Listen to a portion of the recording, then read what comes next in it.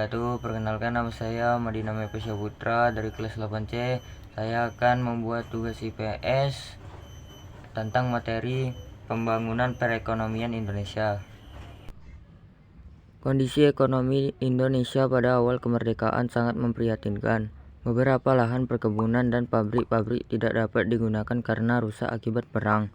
Hal lain yang memberatkan perekonomian Indonesia yaitu inflasi yang tinggi. Salah satu penyebab inflasi pada saat awal kemerdekaan adalah beredarnya lebih dari satu mata uang secara tidak terkendali. Indonesia memiliki warisan utang pemerintah kolonial sebesar 1,13 miliar dolar usai mendapat pengakuan kemerdekaan oleh Belanda melalui Konferensi Meja Bundar pada 1949. Bagaimana mengatasi utang luar negeri? Utang merupakan bagian integral dari kebijakan fiskal dalam kerangka kebijakan pengelolaan ekonomi dan merupakan konsekuensi dari APBN yang mengalami defisit anggaran. Upaya yang dapat dilakukan untuk mengatasi ULN atau utang luar negeri yaitu yang pertama dengan pembatasan pinjaman baru.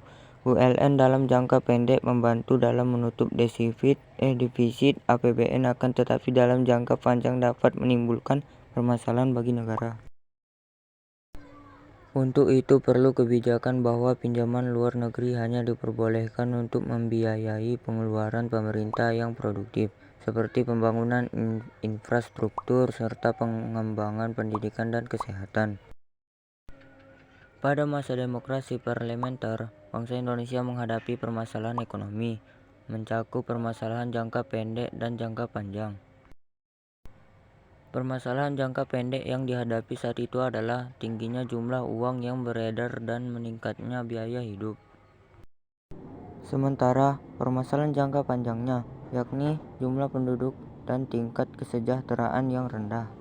Untuk memperbaiki kondisi ekonomi, pemerintah melakukan berbagai upaya yaitu 1. Gunting Syafruddin, 2. Sistem ekonomi gerakan Banteng, 3. Nasionalisasi perubahan asing, 4. Finansial ekonomi, 5. Rencana pembangunan 5 tahun. Gunting Syafruddin adalah kebijakan penting. Kebijakan itu berupa pemotongan nilai uang hingga setengahnya, bertujuan mengurangi peredaran uang di masyarakat. Sistem ekonomi gerakan Banteng merupakan usaha pemerintah untuk mengubah struktur ekonomi kolonial menjadi ekonomi nasional. Nasionalisasi perusahaan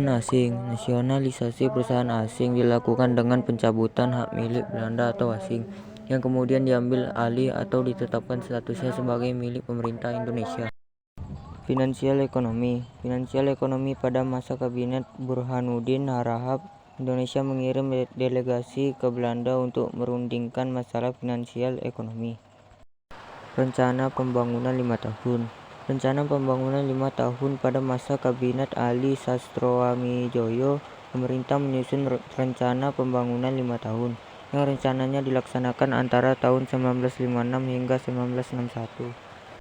Rencana ini tidak berjalan dengan baik karena depresi ekonomi di Amerika Serikat dan Eropa Barat pada akhir 1957 dan awal 1958 yang mengakibatkan ekspor dan pendapatan negara merosot. Perjuangan pembebasan Irian Barat dengan menasionalisasi perusahaan Belanda di Indonesia yang menimbulkan gejolak ekonomi, adanya ketegangan antara pusat dan daerah, sehingga banyak daerah melaksanakan kebijakan ekonominya.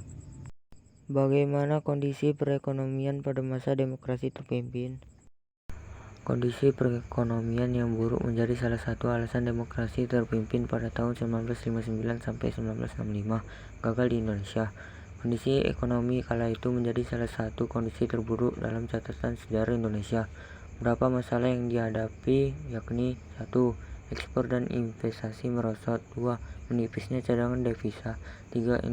Inflasi mencapai ratusan persen, 4. Harga kebutuhan pokok mahal.